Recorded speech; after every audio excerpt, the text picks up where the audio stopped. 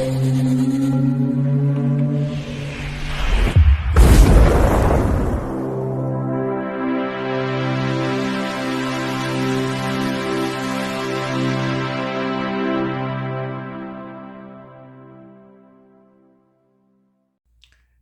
Bayek, it's me Ian.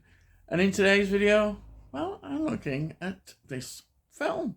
It is Gone Girl from 2014.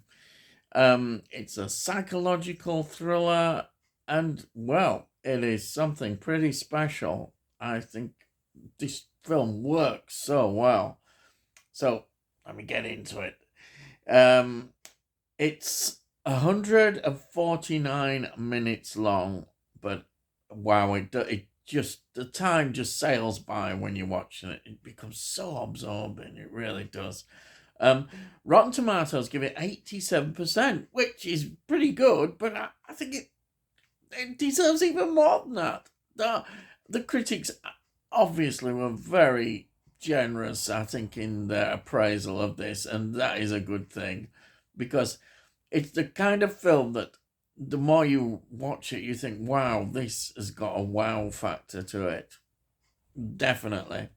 Now, the screenplay is by Gillian Flynn, who wrote the novel it was based on, which was called Gone Girl. That was from 2012. And so she was chosen to adapt her own novel into this film. And the script is fantastic. And it needs to be, because it's quite a story to tell, the way it all fits together. And it is directed by David Fincher. Yes, that name is synonymous with quite a few important films. It's interesting that his first feature film was Alien 3, 1992, which I know a lot of people give it a lot of flack. I've actually got a lot of time for Alien 3. I like Alien 3 a lot more than most people, I think. I really do. And of course, 7. That 7 was the one that really propelled him. 1995. Fight Club, of course, 1999. Panic Room, excellent. I love Panic Room. 2002, yeah. 2002. Zodiac, wow, another film. 2007. And then The Social Network, of course, which is very well known. 2010. And The Girl with the Dragon Tattoo. That's 2011.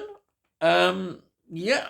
A lot of very much loved films, critically acclaimed.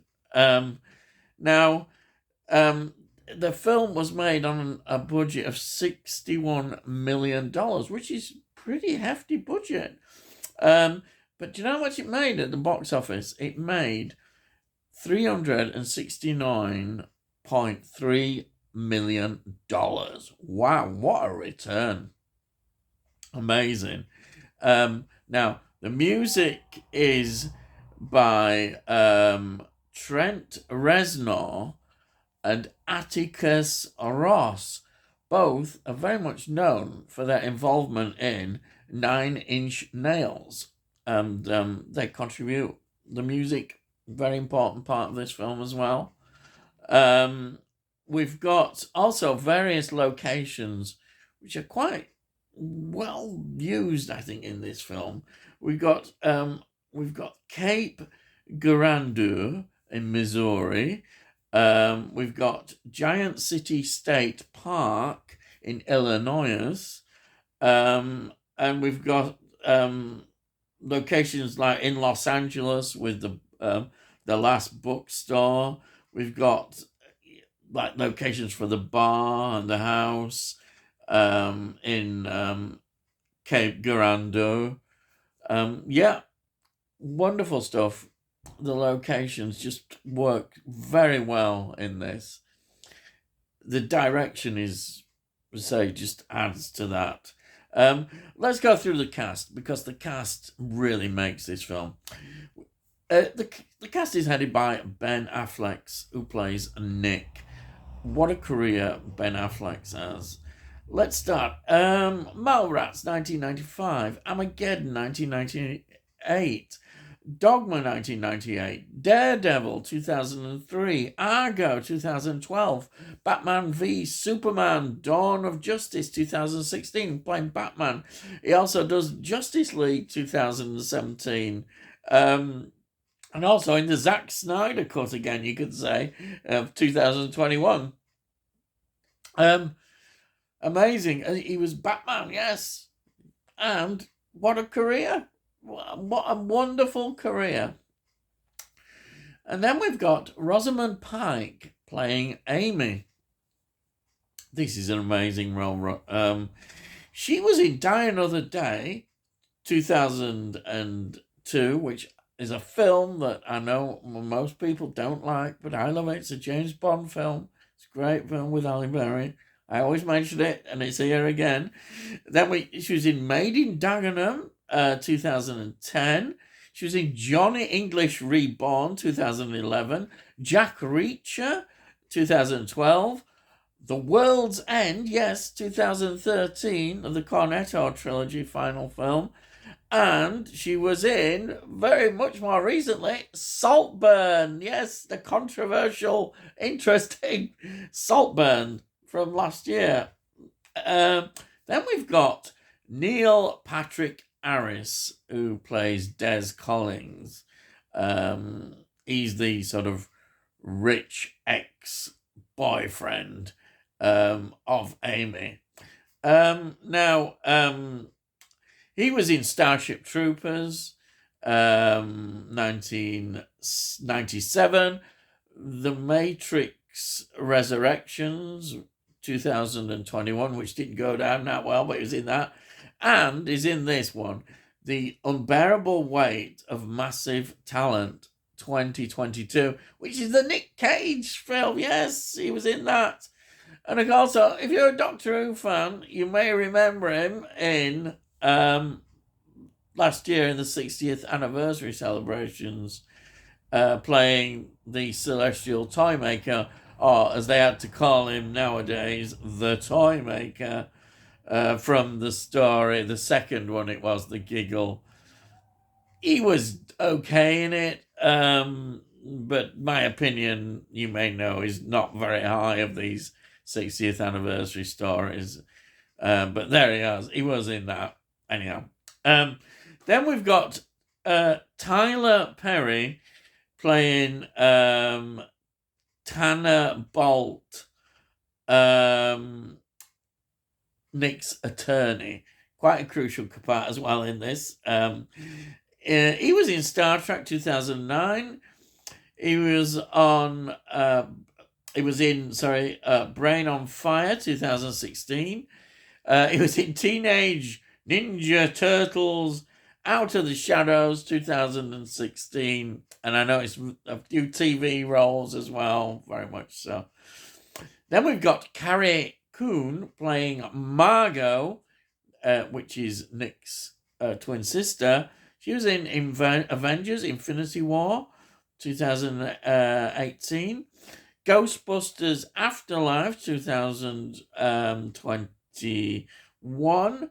And Ghostbusters Frozen Empire 2024 this year. Yes, she's in those films.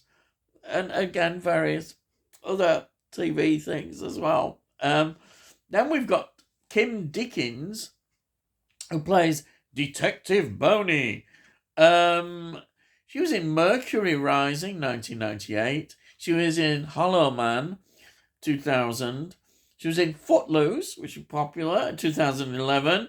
And The Good Nurse, 2022. And a few quite important TV series that she was in. Quite a few she got under her belt. Yes. So, that's the cast. Now, what is this story about? Well, it starts as we see the scene when Nick comes home, that his wife looks like that there's been some sort of struggle and she's disappeared. And this disappearance becomes quite a media focused event, particularly with the promotion of Amy by her parents in the role that she had. It becomes like a bit of a media circus. But under that media circus, Nick, because of the way he's reacting, and this is an interesting point, not everybody reacts how they expect him. There's a lot of speculation. Why isn't he reacting this certain way? And also, various things come out about him that in his own lies and deception. So he immediately then becomes what people believe the suspect who has murdered his wife, even though they've found no body yet. And it all looks very bad for him in terms of some of the evidence, and one of the fact that he was having an affair with a younger girl, and it all doesn't look good for him. And the question is, did he kill his wife? And is all this been an elaborate plan by him? But of course, we learn so much more about that. And this film, what I like as well about this film is it just jumps about. We see different time points of leading up to the disappearance, after the disappearance, so many days, and as it moves on. And it's wonderful the way they put it together. This is so well written, the script.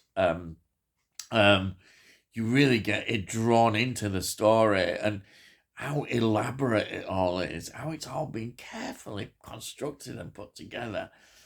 And you can't help but really love this story and be so absorbed in it. You want to know, how is this story going to play out? Even when you know what has happened, you still want to know. And the ending, I don't think the ending disappoints. It's maybe even not what you're expecting. Yes. So I'm not going to say anything more than that, because I don't want to give away anything on this film at all. But I just bear that in mind. The ending is wow. I think my overall impression of this film is that I was absolutely loving it, because it just draws you into it. And you have to admit as well, the acting of particularly Ben Affleck's, who he's just great. He really adds to the role. I like the way he gives you the idea that perhaps, yes, who knows? Because he's not a character that is always lovable at all, and that is great. That is really good.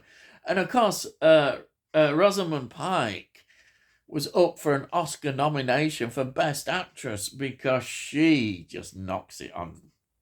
Really does.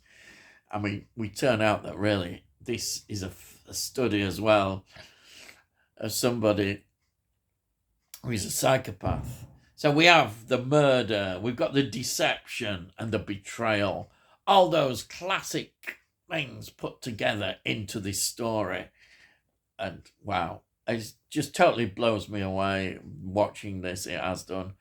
I don't know why I haven't seen this before, because I think a lot of people do know about this film, and I don't know, where have I been? I don't know. I can't see every film in the world, but yes, I'm so glad I came across this on eBay. Yes, I did, and I just thought, oh, that's a good bargain, and I just got it, and I'm really pleased I did that. Highly recommended. Most of you have probably seen it, but if you haven't, you should see it. It is an excellent film from an excellent director. And there it is.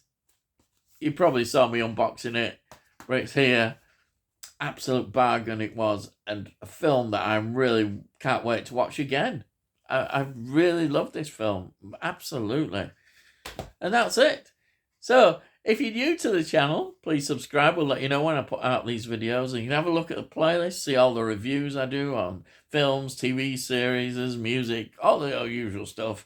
And if you like this video, please give it a like, get it onto YouTube, and all algorithms. Hopefully more people might like it. And so, yeah, please give it a like. And also, if you've got any comments, please put your comments down. I love to read your comments, and I always answer your comments. And it all costs note. You can't say fairer than that, can they? Buy it, you can't. So all I've got to say is, I'll see thee again.